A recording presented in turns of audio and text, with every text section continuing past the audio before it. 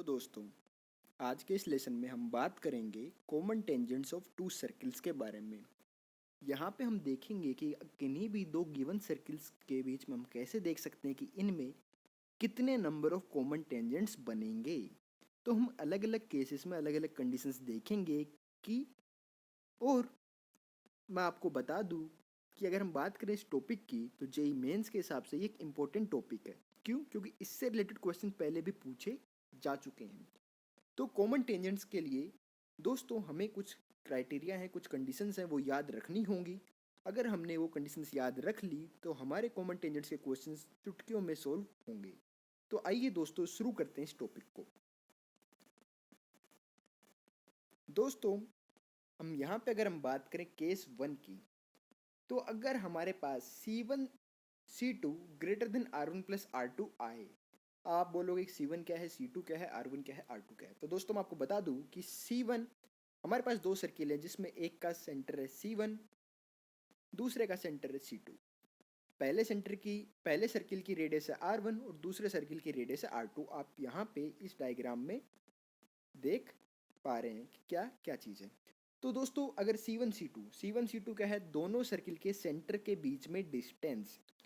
तो दोनों सर्किल के बीच के सेंटर के बीच में डिस्टेंस है जो है C1 C2, वो अगर दोनों सर्किल के रेडियस के सम से बड़ी आती है तो इसका मतलब ये होता है कि दोनों सर्किल एक दूसरे के बाहर लाई कर रहे हैं, मतलब कहीं भी टच नहीं कर रहे हैं। ठीक, समझ में? सिंपल सी बात है, क्योंकि अगर R1 प्लस R2 से बड़ी है तो इनके बीच में कुछ ना कुछ डिस्टेंस तो आएगा ही आएगा। ठीक, तो ये मान लीजिए इनका डायग्राम है। पहला सर्किल है ये, दूसरा सर्किल है ये। अब अगर हम बात करें कि इनमें कितने कॉमन टेंजेंट्स बनेंगे, तो दोस्तों अगर C1 C2 greater than R1 plus R2 है तो इस केस में हमारे पास टोटल 4 टेंजेंट बनेंगे। अब आप बोलोगे कि 4 टेंजेंट कैसे बनेंगे, तो हम देख सकते हैं कि दो टेंजेंट तो ये रेड वाले जो मैंने आपको डिनोट कर रखे हैं कि एक ऊपर और एक नीचे, ये, और दो ऐसे ये ट्रांसवर्स में ये टेंजेंट्स यहाँ पे बन सकते हैं। तो टोटल 4 टेंजेंट इस केस में बन सकते हैं, जिनमें कि दो होंगे डायरेक्ट कॉमन टेंजेंट या फिर एक्सटर्नल कॉमन टेंजेंट, और दो होंगे ट्रांसवर्स कॉमन टेंजेंट या फिर जिसे हम बोल सकते हैं कि इंटरनल और इनडायरेक्ट कॉमन टेंजेंट। तो बस आपको ऐसे ही कंडीशन याद रखनी पड़ेंगी। 4-5 केस हैं, उनके आपको रिजल्ट्स याद रखने पड़ेंगे। मतलब कि C1 C2 greater than R1 plus R2 होता है तो उस केस में क्या है। तो दोस्तों आपको बोथ सर्किल्स लाई आउटसाइड ईच अदर, ये चीज़ तो आपको याद रखने की जरूरत नहीं है, क्योंकि ये तो सिंपल सी बात है। आप डायग्राम बना के देख लोगे तो आपको दिख जाएगा कि इनके बीच में डिस्टेंस आएगा, तो दोनों सर्किल एक दूसरे के बाहर लाई करेंगे, सिंपल सी बात। पर 4 टेंजेंट बनेंगे, आपको याद ना रहे कि डायग्राम, तो उसके लिए आप ये याद रख लो C1 C2 greater than R1 plus R2, तो 4 कॉमन टेंजेंट बनेंगे।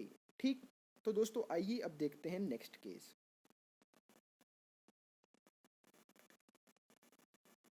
दोस्तों नेक्स्ट केस हमारे पास है, अगर C1 C2 equal to R1 plus R2 हो गया, तो दोस्तों दोनों सर्किल के सेंटर के बीच में डिस्टेंस उनकी रेडियस के सम के इक्वल हो गया, तो हम सिंपल सा डायग्राम सोच सकते हैं कि दोनों सर्किल एक दूसरे को टच करेंगे।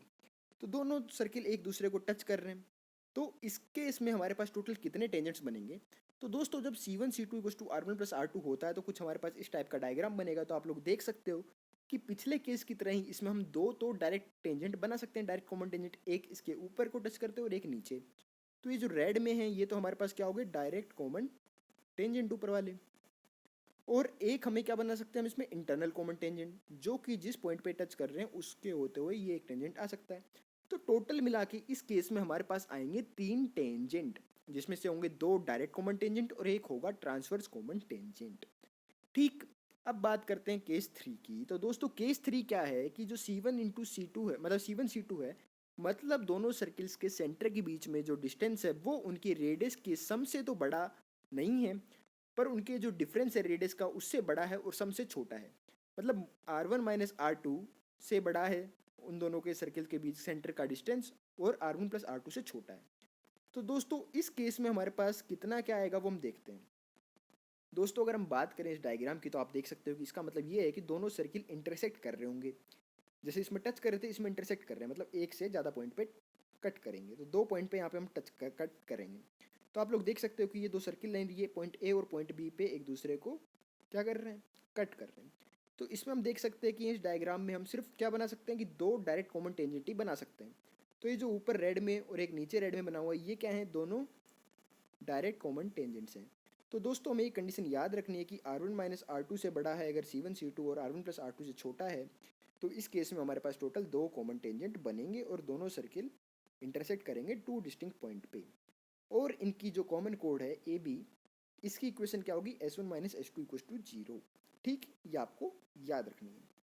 ठीक है, तो दोस्तों आइए अब देखते हैं नेक्स्ट केस। दोस्तों नेक्स्ट केस है अगर C1 C2 मतलब दोनों सर्किल के सेंटर के बीच में जो डिस्टेंस है वो उनकी रेडियस के डिफरेंस के इक्वल हो जाए। ठीक, तो आप लोग अज्यूम कर सकते हो कि कुछ इस टाइप का डायग्राम यहाँ पे हमारे पास बन के आएगा कि जिसमें C1 C2 क्या आ रहा है, मोड R1 माइनस R2 के इक्वल आ रहा है। तो हम देख सकते हैं कि दोनों सर्किल एक दूसरे को एक्सटर्नली क्या करेंगे, टच करेंगे, समझ रहे हो। और यहाँ पे जो ये कॉमन टेंजेंट है इनमें कितना टेंजेंट आएगा, एक की टेंजेंट आएगा बाहर एक पॉइंट पे, और इसकी इक्वेशन क्या होगी, S1 minus S2 equal to 0। तो हम कह सकते हैं कि अगर C1 C2 equal to mode R1 minus R2 हो गया, इस केस में कितना बनेगा, सिर्फ एक टेंजेंट बनेगा। ठीक, और अगर C1 C2 less than mode R1 minus R2 हो जाए तो इसका मतलब ये है कि one circle lies inside the other. अगर ऐसा है तो एक छोटे वाला सर्किल बड़े वाले सर्किल के अंदर लाई करेगा, तो दोनों अंदर लाई कर रहा है तो इसका मतलब क्या होगा कि इस केस में टेंजेंट बनेगा ही नहीं। तो दोस्तों यहाँ पे आपको ये रिजल्ट्स याद रखने हैं कि अगर C1 C2 greater than R1 plus R2 आए तो इसका मतलब ये है कि दोनों सर्किल एक दूसरे के बाहर लाई करते हैं और टोटल बनेंगे 4 कॉमन टेंजेंट।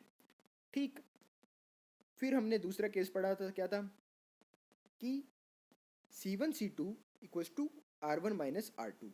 ये चीज़ हमने यहाँ पे पढ़ी थी कि C1 C2 equals to C1 C2 equals to R1 plus R2। तो हमने देखा था कि दोनों सर्किल आपस में बाहर की तरफ टच करेंगे, तो टच कर रहे तो वहाँ पे सिर्फ हमने देखा था कि 3 टेंजेंट बन सकते हैं। फिर एक केस हमारे पास आया कि C1 C2 R1 minus R2 से बड़ा है पर R1 प्लस R2 से छोटा है। तो उस केस में हमने देखा कि हमारे पास 2 टेंजेंट बने थे, और जब C1 C2 equals to R1 minus R2 आया तो इस केस में हमारे पास एक टेंजेंट बन रहा है। तो दोस्तों ये था आज का लेसन जिसमें हमने बात की नंबर ऑफ कॉमन टेंजेंट्स की। तो मैं उम्मीद करता हूँ कि आपको ये कॉन्सेप्ट समझ में आ गया होगा कि कैसे हम आइडेंटिफाई कर सकते हैं कि कितने कॉमन टेंजेंट बनेंगे। तो दोस्तों अगर फिर भी आपको आज के इस लेसन में किसी भी टाइप की कोई भी दिक्कत है तो आप कमेंट करके पूछ सकते हैं। और अगर आपको ये वीडियो अच्छा लगा है तो प्लीज़ इस वीडियो को लाइक करिए, हमारे चैनल को सब्सक्राइब करिए ताकि आने वाले लेसन्स की अपडेट आपको मिलती रहे। Thank you friends.